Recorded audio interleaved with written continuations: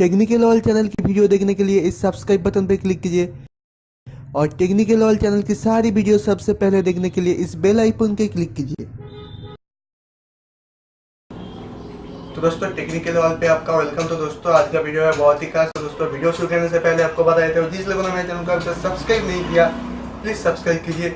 यहाँ पर एक रेड के आइकन का एक बटन है, इसको क्लिक कीजिए और मेरे चैनल को शेयर और कमेंट करना मत भूलिए। दोस्तों शुरू करते हैं आज का वीडियो। चलिए दोस्तों शुरू करते हैं। तो दोस्तों आपको मैं अब बता दूंगी निकॉन का मैंने एक कैमरा खरीदा था, आपको मैंने ऑनलाइन पे दिया था कि ये कैमरा क्या है, इसका फीचर्स के बारे में। तो अब मैंने अनबॉक्सिंग जब किया था वो भी मैं यूट्यूब पर दिया था, आप लोगों ने देखा है। तो दोस्तों उसी के बारे में आज वीडियो बनाया हुआ है। तो दोस्तों वही वीडियो है आज ही बनाया हुआ हूँ मैं। तो दोस्तों आपको बता देता हूँ कि निकॉन का जो D3300 है इसका फीचर्स क्या है, इसको काम कैसे करना है। तो दोस्तों मुझे एक कैसेट मिला था निकॉन की तरफ से, एक स्कूल कैसेट है। तो कैसे काम करना है, कैसे यूजर गाइड भी आप बोल सकते हैं। तो दोस्तों उससे भी बढ़िया है। तो दोस्तों वही मैं आपको बताऊंगी कैसे काम करना है, कैसे आपको जूम करना है। दोस्तों आपको बता देता हूँ कि निकॉन का जो D3300 जो कैमरा है बहुत ही अच्छी कैमरा है। इसका जो टेक्निकल जूम पिक्चर वीडियो बहुत ही बढ़िया है। तो दोस्तों वही मैं आपको बताऊंगी। जिस लोगों ने इस कैमरा को अभी तक खरीदा नहीं तो आपको कैमरा खरीदने की प्लान है तो दोस्तों मैं आपको बता देता हूँ कि निकॉन का D3300 जो है इस मॉडल को खरीदे, बहुत ही अच्छा है, बहुत ही बढ़िया है। इसका जूम क्वालिटी कोई भी आपको बहुत ही बढ़िया है। और दोस्तों वही मैं आपको बताऊंगी कैसे काम करना है। और दोस्तों शुरू करते हैं आज का वीडियो। तो दोस्तों चलिए दोस्तों देख लेते हैं कैसे आपको काम करना है और कैसे आपको फीचर्स मिला देता है।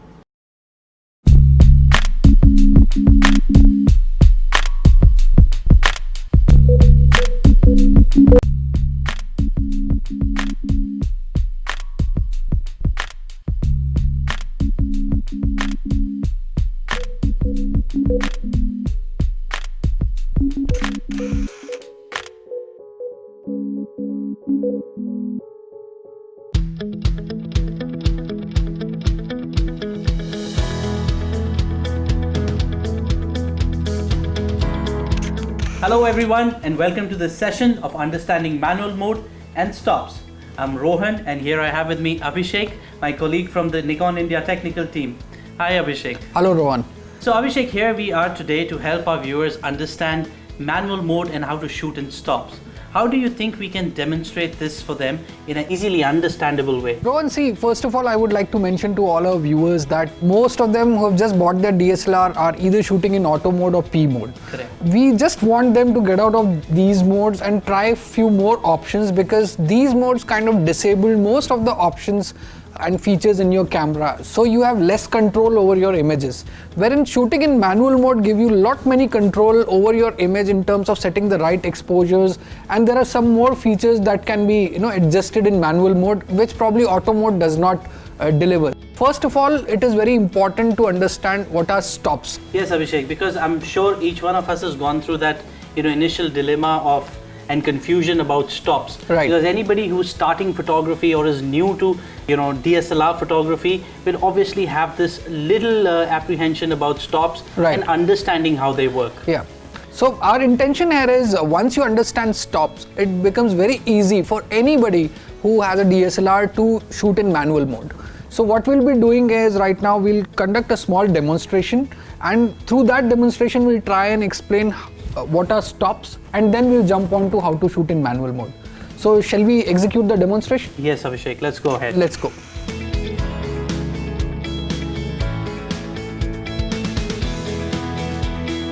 So to illustrate how to use stops, we have this beautiful painting as a prop.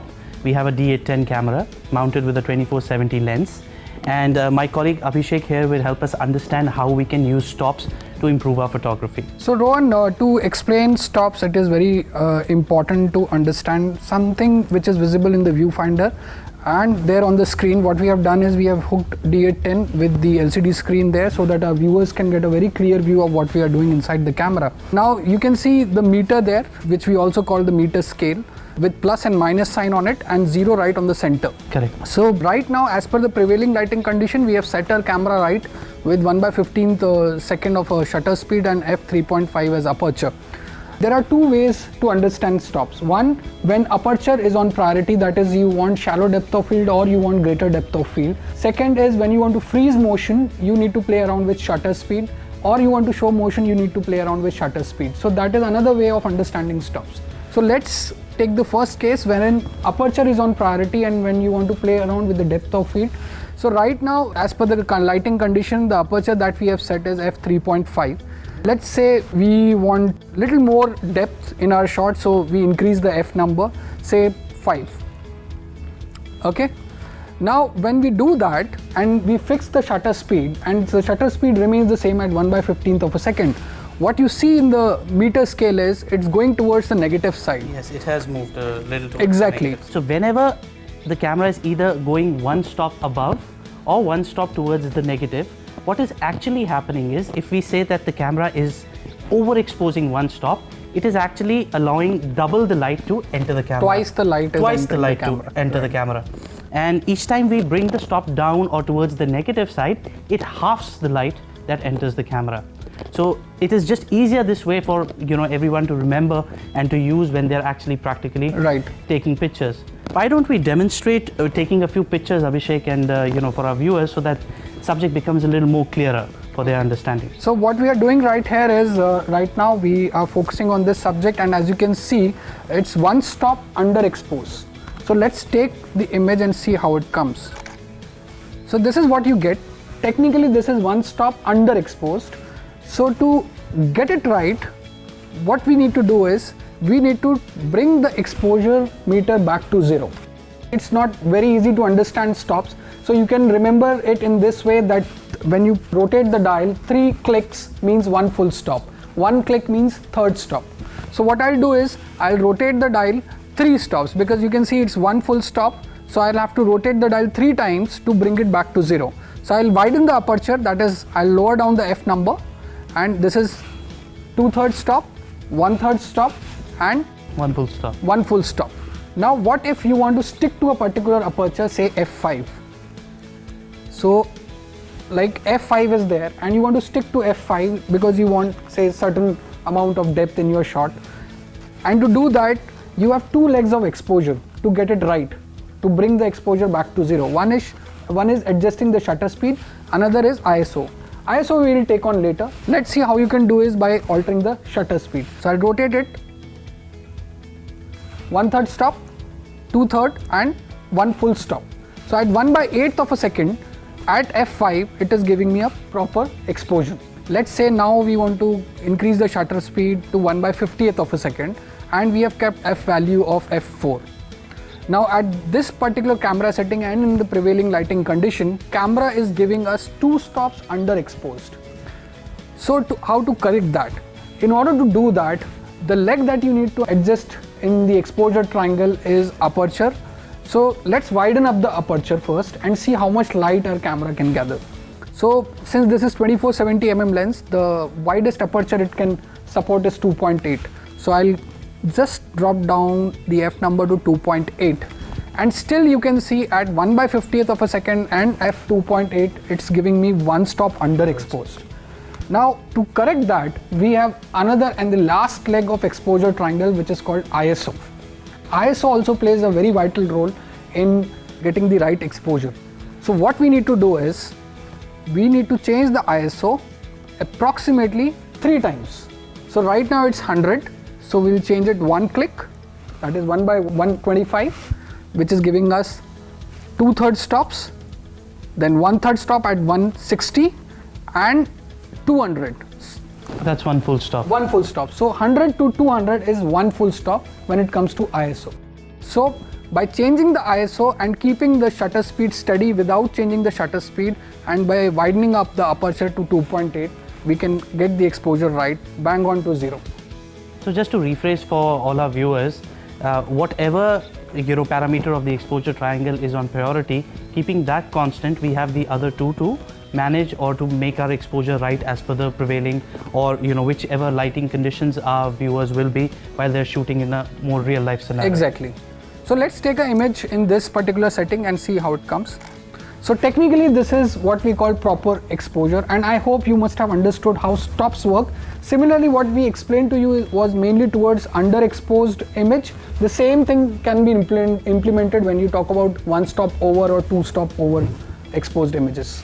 So I'm sure each one of us has understood how to use stops. Like Abhishek said, you do not really have to remember what shutter speed, what aperture or what ISO you were at. It's just while rotating the dial, each time you hear a click, each click increases or decreases the exposure by 1/3 a stop. One click, 1/3 stop, second click, 2/3, and 3 clicks make it 1 stop. So anytime anybody tells you that you have to, go increase it by a stop or decrease the exposure by a stop, all you have to remember is move the dial 3 times. So I'm sure each one of us has got the concept of stops. Now to understand this better and taking it one step forward, let's go and understand how to shoot in manual modes.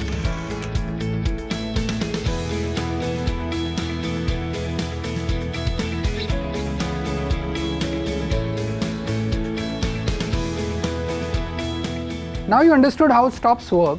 Let us demonstrate how you can shoot in manual mode considering all the stops in mind.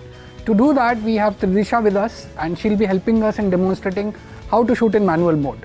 And Rohan will of course take the pictures in various exposure settings. So Rohan, let us take one shot with one full stop underexposed and see the outcome, how it comes. As you can see, the whole situation is brightly lit. Tridisha is wearing white dress and we have a background which is equally white. So this whole environment is pretty bright for the camera. Yes, white anyways as a color reflects back a lot of light towards the camera. So right now our camera is set as per the lighting condition, and now Rohan is going to take one image with one full stop underexposed. Okay. So here 3 clicks like we said in our... Yeah, 3 clicks. That means we are going one stop underexposed, wherein the shutter speed is 1/125 and f 2.8. So let's see the result. Yes. So Disha. Very nice. So as you can see from the image, it's one full stop underexposed, and white is almost appearing like grey. Yes, because see, the cameras are anyways tuned to look for 18% grey, Right. as that's how the camera meter works. So as we clicked one stop under, we saw that the picture is slightly underexposed. Now let us try what happens if we take an overexposed picture. Right. So again, So Rohan is slowing down the shutter speed to do that, and we are now one full stop overexposed with the shutter speed of 1/30th of a second. so let's try a shot and see how what are the results. Thank you, Tridisha. Now as you can see from the image, details from the brighter section of the image, especially the dress Tridisha is wearing, the details are all gone and washed out, and skin is reflecting a lot of light, and this is what we technically call an overexposed shot. Now to correct it, what we need to do is remember those 3 clicks. So as the shot is one stop overexposed, now again we'll alter the shutter speed and bring the meter back to 0 to get technically well exposed shot. So let's take a shot in this lighting condition. Can we even have good details in the hair, even in the dress that Tridisha is wearing? When you bring down the meter to 0 on the scale, that is what, according to the prevailing lighting, is the correct exposure. So that pretty much sums it up how we can use stops. So let's go ahead and talk a little more about exposure metering in our next section. Exactly. Exposure metering is one step ahead. When you are shooting in manual mode, it is very important to understand exposure metering, and that you will be seeing in our next episode. Yes, Ron. Now I think our DSLR users will be much more confident in using manual mode to have greater control over their images, and will get out of that auto mode. And I think these tips were really valuable, and this is it for this episode, and we'll be back with much more exciting episode. Until next time, these are your Nikon buddies Abhishek and Rohan signing off.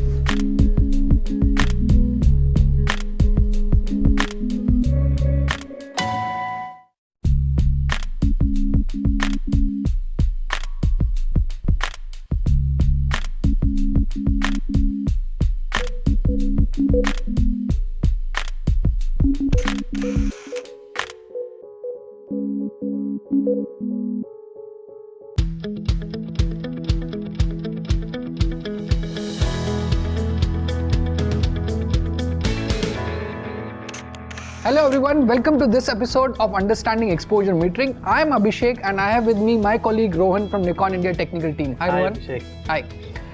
We will be talking about understanding exposure metering here, how exposure metering works in your camera. So it is very important for all our viewers to visit our previous episode on how to shoot in manual mode and understanding stops. Right Rohan? Correct. You know, exposure metering deals with how the camera perceives light. To understand this better, like Abhishek said, you must visit our previous episode. In this episode, Abhishek, we'll be helping our users understand, how does the camera exposure meter work? How does it perceive light in different lighting conditions? To understand this better, we've planned a little demonstration. Why not we go ahead and conduct this demonstration, and then we can discuss while the demonstration how the exposure meter works and help our users implement all those learnings in their photography to get better exposures and better images. So here we are to demonstrate how exposure metering works inside the camera. Now whether you are shooting in P mode, S mode or A mode, it is very important for you to understand how exposure meter works inside your camera, especially if you intend to shoot in manual mode. We have the lovely Tudisha with us once more, and Tudisha is helping us demonstrate exposure metering. What we are essentially doing here is understanding how the camera perceives light. Like we already mentioned, if the scene is completely filled with white, there's too much light being reflected back to the camera. In this situation here, we have Tudisha wearing white dress, there's a white background, so the camera is receiving a lot of light being reflected back from the white. Right. Exposure meter inside is telling the camera that there is too much light, so it wants the camera to underexpose a little bit. So, but what we've done as of now is, we've done the settings on our camera so that we get the scale narrowed down to 0. So the shutter speed that we are having is 1/50th of a second with aperture 2.8 and ISO 250. Correct. So at these settings, this is what in the prevalent light the camera meter says is the best settings to get a portrait. Right. So let's just get a shot.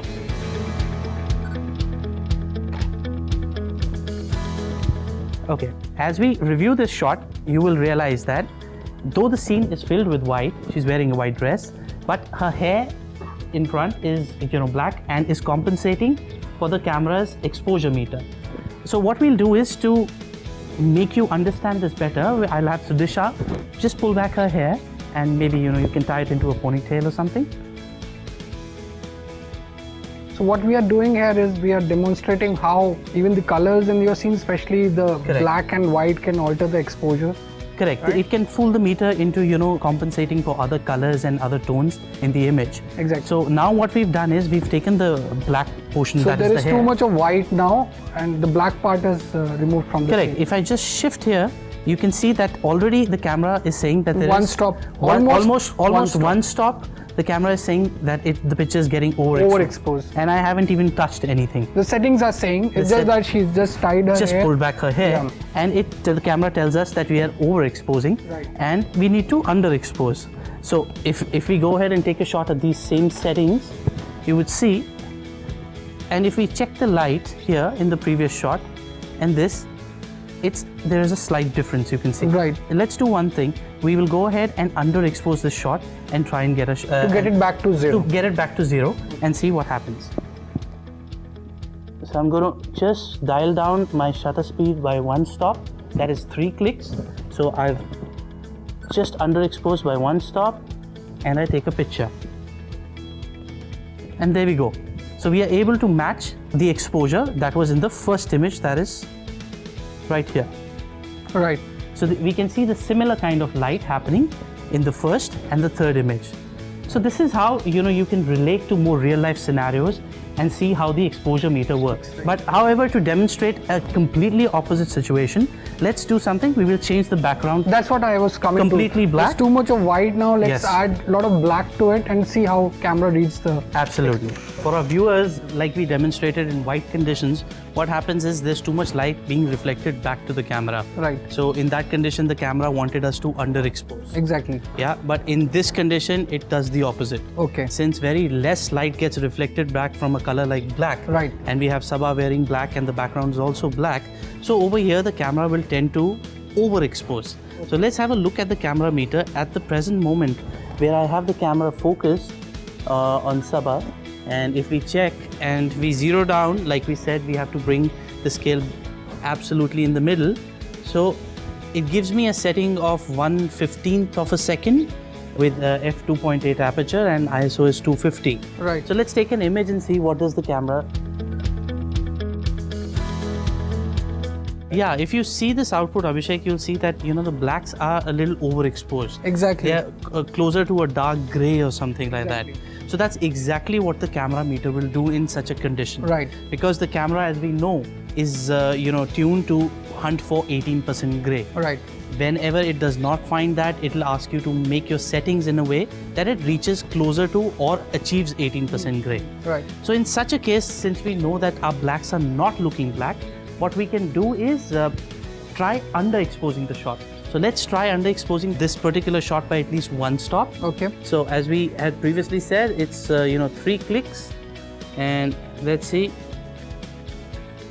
So that's one stop. So that is giving us 1/25th of a second. Sorry, 1/20th. 20th of a second with f2.8 and ISO 250. I think this is moving a little bit. Yeah, approximately that much. Okay. So let's take an image here. So I'll just look a little towards this side. Yeah, perfect. So if we see this is slightly better. Exactly, a little more closer towards black. Yes, let's try and go down another stop and see how it works. Like a little less than 2 stops. Right.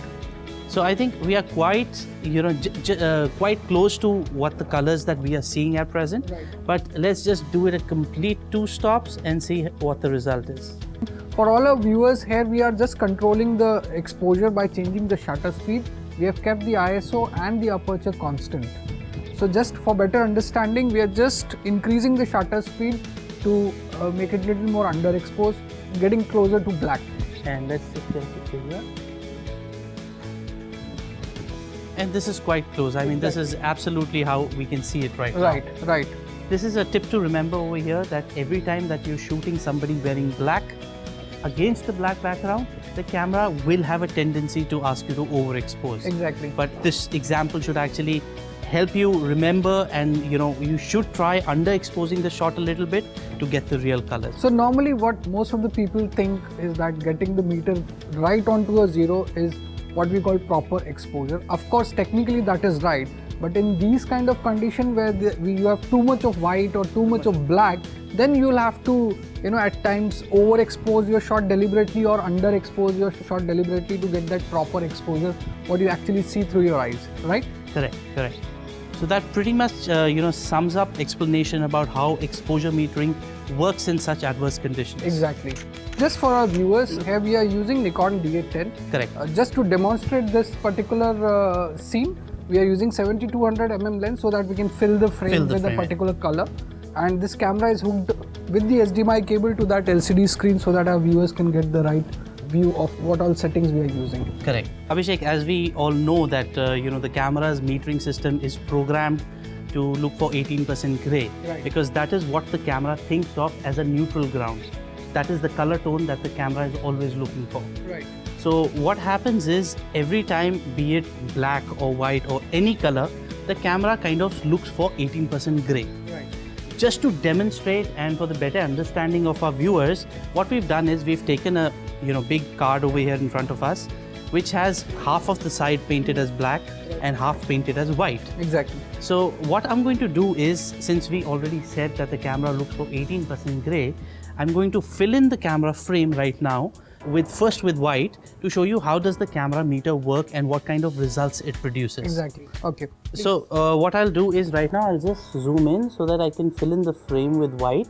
What we'll do is, since we have the meter scale right in front of us, right, we'll change the shutter speed right now just to zero down the scale right in the middle, so that we know this is the best exposure that the camera has chosen for this light condition. So let's just take a shot and see what happens.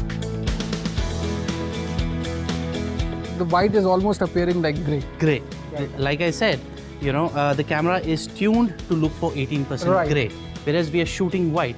Right. So now what happens in this scenario is, white is reflecting back a lot of light. So the camera meter thinks that there is a lot of light coming in, so it asks you or suggests underexposing the shot a little bit. So the meter settings that we did were actually underexposing the shot so that the camera achieves 18% gray. Okay. So let us try the same thing, what happens with black. Okay. So we are keeping the same settings? No, what I'm going to do is I'm going to first turn this camera a little towards the black. Again, just fill this in and let's go back to the screen. If we see that it is right now the meter is all towards negative. So it's almost like 3 stops underexposed. Under. Right. So let me just dial this down so that we are right in the middle at 0. Okay. So as you can see, it's 1/6 of a second at f2.8, and again the ISO is same at 250. Let us just take a shot over here.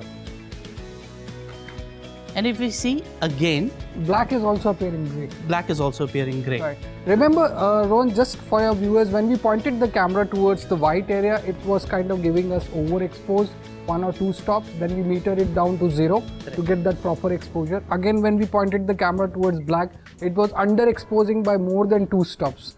So to get it right, we chose the shutter speed that can bring the meter down to 0, and that was 1/6 of a second. Yes, so that is what actually the exposure metering does in the camera.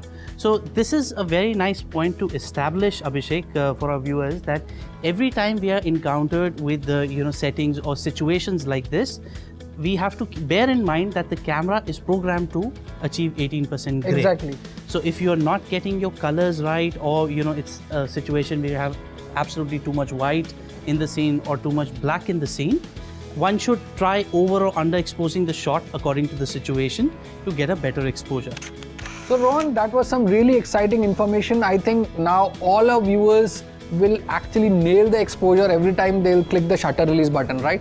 Absolutely, Abhishek. I'm sure this is going to be very helpful, understanding how the camera exposure meter works and getting a good exposure every time you press down that shutter button.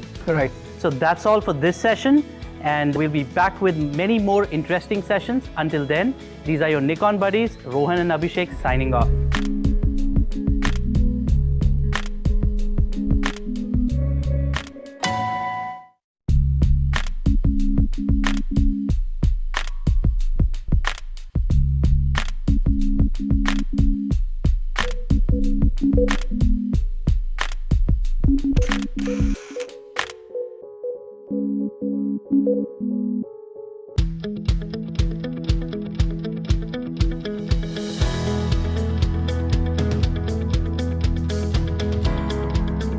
Hello everyone, and welcome to the session of Understanding Histograms. I'm Rohan, and I have with me Rohit, my colleague from the Nikon India technical team.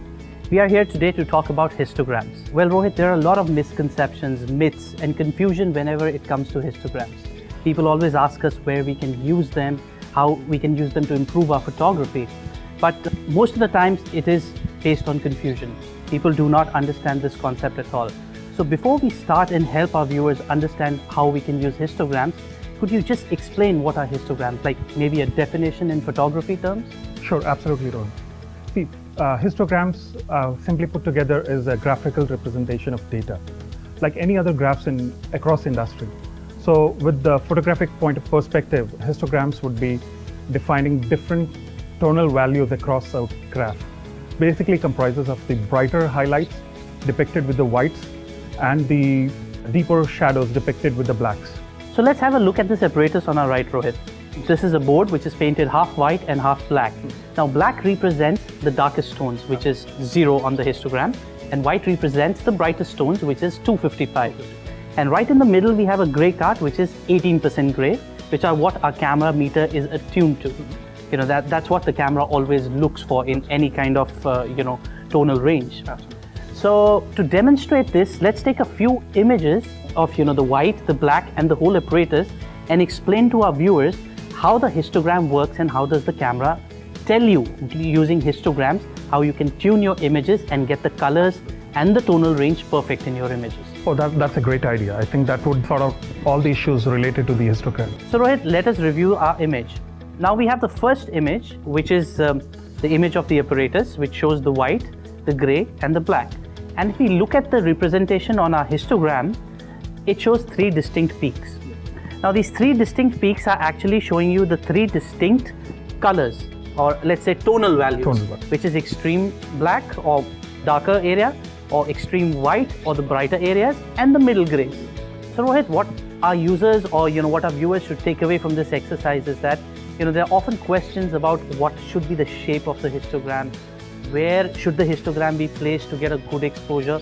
So for better understanding of our viewers, let's just clarify that whenever you see your histogram moving a little towards the right, that means your images are getting a little overexposed or maybe have more brighter areas.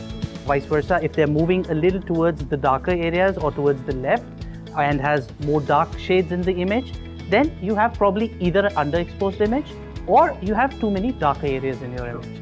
And to get a balanced exposure, you should have good range of tonal value, which has a little bit of the darks, the brighter areas and the midtones. And they should probably not go beyond the boundaries of the histogram, Which is the 2 and the 255. which is 0 and the 255.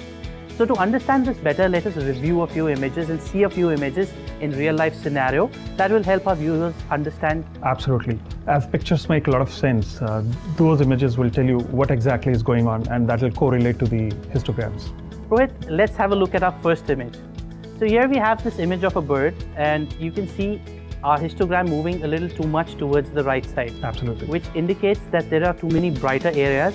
And if we look at the image, we see that it is kind of overexposed. Yeah. So whenever you see your histograms in real life situation like this or outdoors, and you see it moving a little too much towards the right, it is an indication for you that you have to adjust your exposure to bring it a little more towards the middle to grab more tonal range or get more tonal range in your image. Now let's go to our second image and see what kind of a histogram that creates. Absolutely. Through it, let's have a look at this image. This is an awesome tiger. I think this was shot in Bandhavgarh. And if we see the histogram here, it's kind of peaking in the middle, but it has good tonal range. We have good details in the darker areas as well as in the brighter areas, and the midtones also look quite nice. Quite nice. So I think this is a good example for a balanced exposure. And somehow I think we can clear out the myth about people having ideas about the histogram, various shapes. It's either a M or an inverted V or a U, but mostly it is not true. I think It mostly depends on the kind of exposure you're having in a certain lighting situation. So it really isn't like as you mentioned, not an inverted U or a parabola or whatever it is. So it's basically how we adjust our camera to a certain lighting condition and how we can get a good exposure which has details all across and has a good tonal value or a tonal range in our image. So Rohan, I would like to add something more about the histograms. See, histograms are not very difficult to understand. Once you have a good understanding of the histograms, they actually really help you. They aid you when you're outdoors working in very harsh lights. So it's the histograms which come in very handy. You basically would be looking at the histograms and then you can very well establish whether the exposure that you got is a proper exposure or not. Yeah, because I've seen in a lot of brightly lit days or bright sunny conditions, we can hardly see the output on our camera monitor. So if we have a look at the histograms, we at least know if we've got a good exposure or not. Sure. So that's all we have for histograms. I hope we have been able to help you understand histograms better. I'm sure you would be able to put the learnings to good use while reviewing your images and understanding exposure better. So this is all for this session, and we will be back with more interesting sessions soon. These are your Nikon buddies, Rohan and Rohit, signing off.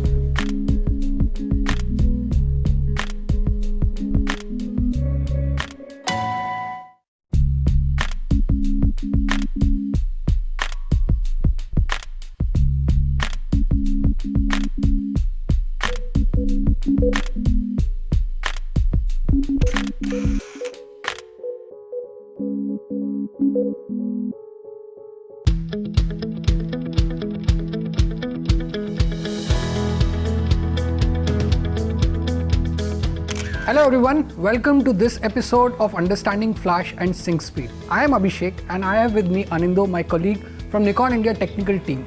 Today both of us will help you understand how flash and sync speed works. So Anindo, we often get many queries, especially from studio photographers, that I'm trying to freeze a motion using my studio lights and I get black band in my image. So to understand how we can remove the black band, we have two things that majorly concentrate on the image. The first is our sync speeds that we need to understand and get a clear view on. And second part would be talking about the auto FP feature on our Nikon speed lights. So after we are done talking about both of these, we'll be easily able to remove the band and we can easily show motion if we want to freeze motion also. Right. We can do that in the studio setup. So we talk about understanding sync speed.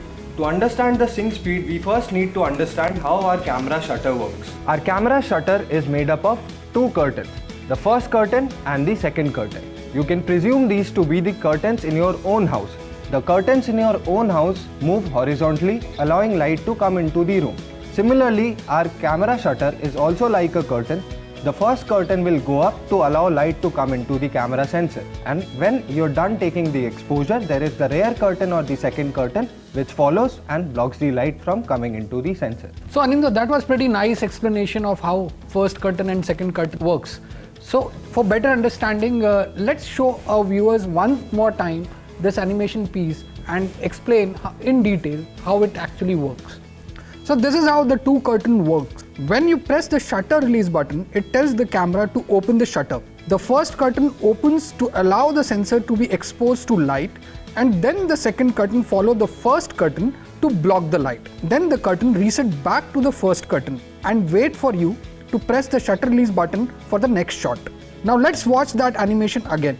Notice that the first curtain opened completely before the second curtain begins to follow. Now this will only happen at slower shutter speed, usually at speed of 200th of a second to 250th of a second. Now Anindya, let's see what happens when we increase the shutter speed. When shutter speed is faster, the second curtain can't wait for the first curtain to open all the way. Notice in this animation, the curtain is not fully open and not allowing enough light to pass through. It's just have slit of light passing through and hitting the image sensor. This slit becomes smaller and smaller as we keep on increasing the shutter speed. In the animation, you understood how our camera shutter works. So now we can get to talk about the sync speed. Sync speed is actually the fastest shutter speed in which the first curtain goes up, and before the second curtain rises, the flash fires in between and exposes the subject. So simply put, the flash sync is basically the fastest shutter speed with which we can use the flash. So Anindya, let's have a look at the same animation piece, but this time we'll use flash.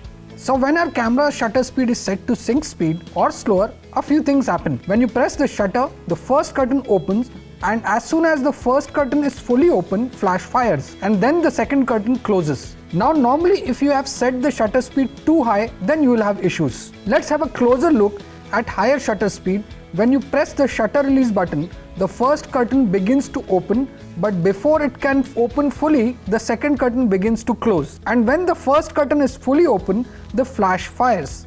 But this time, the part of the sensor is covered by the second curtain.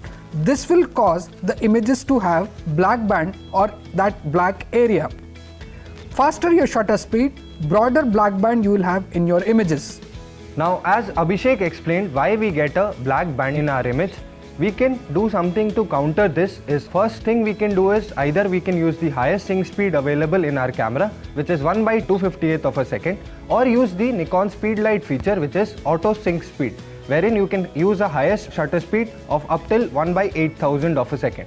So adding to what just Anindya said, if you want to use higher shutter speed with the flash, you need to use this feature called Auto FP. And to do that, you'll have to go to camera menu options. You can find this feature under custom settings menu, bracketing in flash, and then going to flash sync speed, and then choosing either 1/250S Auto FP or 1/320S Auto FP. We recommend choosing the later, that is 1/320S Auto FP. This option enables your camera to use higher shutter speeds of even 1/8000 of a second with the flash. So Abhishek, I think for better understanding, we need to go to a photo studio and try this feature, which is the Auto FP feature, and we can show the results also.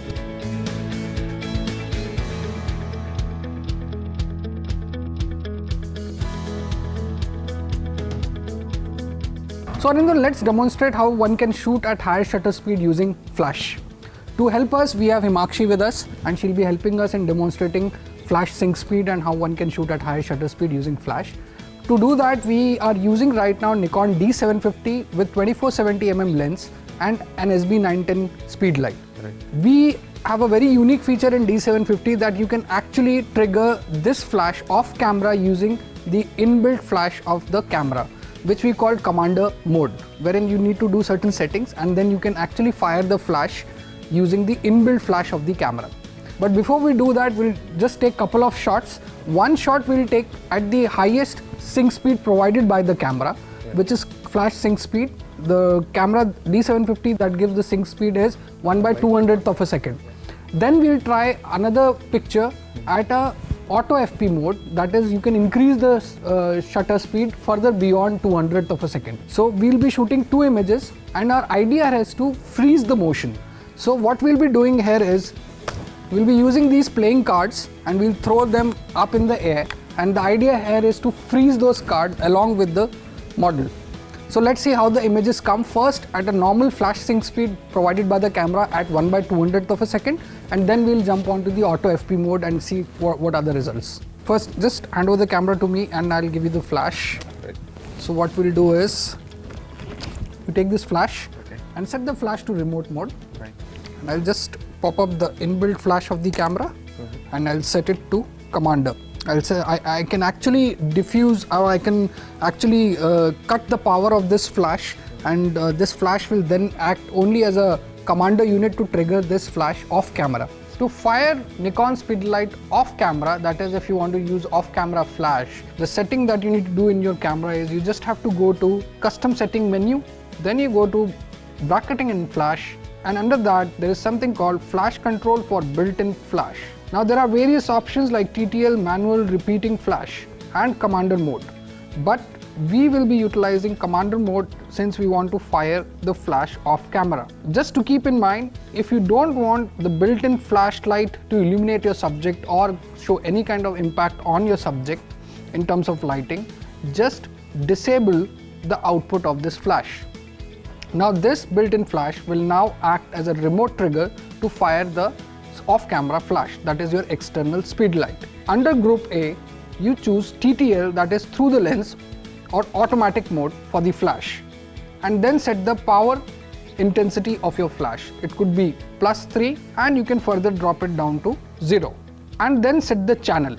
Right now we are at channel 1. The two things that you need to set in your speed light is group A and channel 1. Once you do that, press OK. Now your camera inbuilt flash is ready to trigger the external flash or the speed light. So our flash settings are done to remotely trigger SB910 using inbuilt flash of D750. What I'll do is right now, for a couple of minutes, all these lights will go off and this whole situation will turn out totally dark. So to demonstrate what we are trying to achieve, this is very important. So what we'll do is, we'll request all of our assistants here just to switch off all the lights.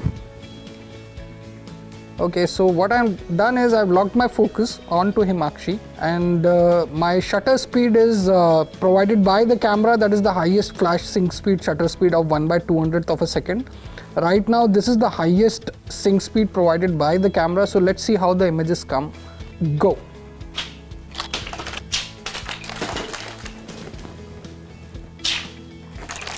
Can I have the lights please? Come on, Anindra, let's review this shot. Now you can see this wherein cards are not sharp because the shutter speed was not fast enough to freeze them. So this is what happens when you are shooting at the available sync speed given by the camera. By this camera, as I told you, it was 1/200th of a second. So this shutter speed was not good enough to freeze the falling cards. So what we are going to do now is we are going to use this feature, which is called auto FP feature in our camera. And in this camera, auto FP is provided at 1/250th of a second. That means I can keep the shutter speed even below 1/250th of a second, or if I want to pull my shutter speed to even 1/4000th of a second, I can do that. So let's play around with shutter speed, higher shutter speed, and see how it works and whether this is able to freeze the falling cards or not. So let us try that. Can we switch off the lights please? So what I have set right now is, again, I'm using camera's inbuilt flash to trigger the flash that Anindo is having right now, which is SB910. So I can remotely trigger it. I'm setting my flash sync speed to 1/250s auto FP. So this will allow me to pull my shutter speed further higher, probably 1/500th of a second I will try, that kind of shutter speed to freeze the falling cards. So let's see how it comes. Here I lock the focus, go. Can we have the lights please? Come Ananda, we'll review the shot. So here you can see we've been able to freeze all the falling cards in the frame. This is so much better than the previous image. Exactly, and this happened because we were using that auto FP feature and I was using the shutter speed of 1/500th of a second. Using this feature is very easy, it's not a tough nut to crack. I believe our viewers must have understood how one can use higher shutter speed with the flash. Right. Thank you Imakshi for all your help. Anindo, that was some really informative session that we just did with our model. Yeah. And I think for our viewers also, we shared a lot of information about how to use higher shutter speed with flash and how to avoid that black band in the image and what is sync speed. So I think that was good. I think it was very helpful and will be used by a lot of photographers. Exactly. Because this is a common problem that many studio photographers face. Exactly. That's it for this episode and we'll be back with some more interesting sessions. Until next time, these are your Nikon buddies Abhishek and Anindo signing off.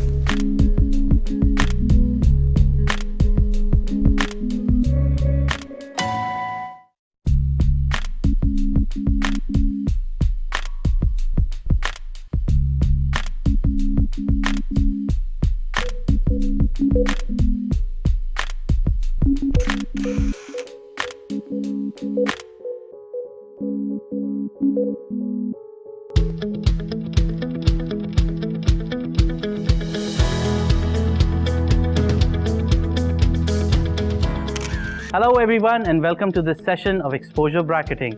I'm Rohan and I have with me Abhishek, my colleague from the Nikon India technical team. Hi Abhishek. Hi Rohan. So Abhishek, we are here today to talk about exposure bracketing. How can we help our viewers understand this in a better manner?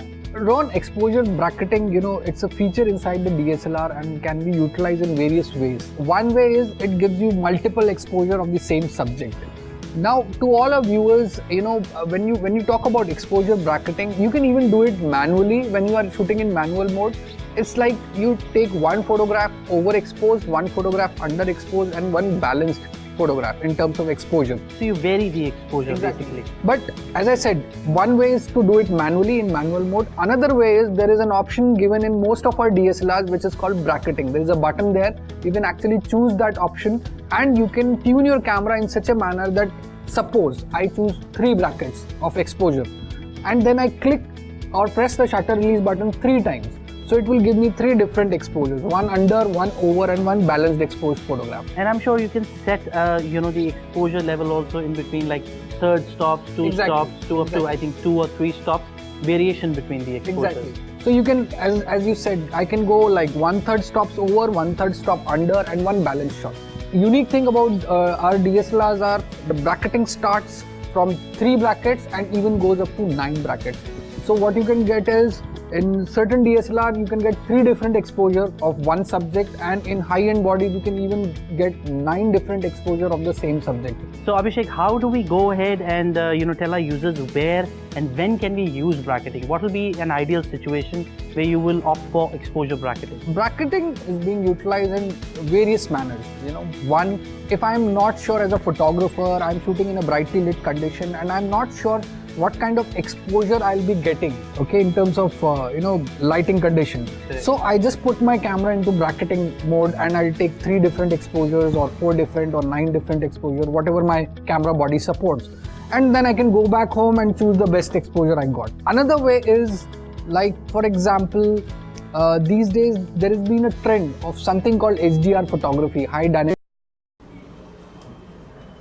दोस्तों आपने जैसे देखा कि Nikon का D3300 कैसे कम करना है, कैसे फीचर्स करना है, आप समझ चुके होंगे कि कैसे आपको ये वीडियो कैसे आपको कम करना है, कैसे आपको फीचर्स के भाई कोई भी जानकारी चाहिए तो कैसे आपको निकॉन का कोई भी जूम और पॉलिटिकल आपको जूम करना है, कैसे आपको पिक्चर क्वालिटी अच्छा लेना चाहिए, कैसे आपको फोटो खींचना चाहिए। तो इसी तरह हर टेक्निकल वीडियो आपको मिल जाएगा मेरे चैनल यूट्यूब चैनल टेक्निकल वाल पे। दोस्तों मेरे चैनल को सब्सक्राइब करना मत भूलिए, आपको फ्रेंड को भी शेयर करना मत भूलिए, और दोस्तों लाइक और कमेंट करना है, प्लीज़ लाइक और कमेंट कीजिए, और मेरा यूट्यूब वीडियो देखते रहिए। यहाँ पर एक बेल आइकन है, इसको क्लिक कीजिए, मेरा यूट्यूब वीडियो आपको देखिए मिल जाएगा। तो दोस्तों प्लीज़ सब्सक्राइब कीजिए और ज़्यादा से ज़्यादा शेयर कीजिए। तो दोस्तों आज का वीडियो पे यहीं पे फिर मिलेंगे नेक्स्ट वीडियो में।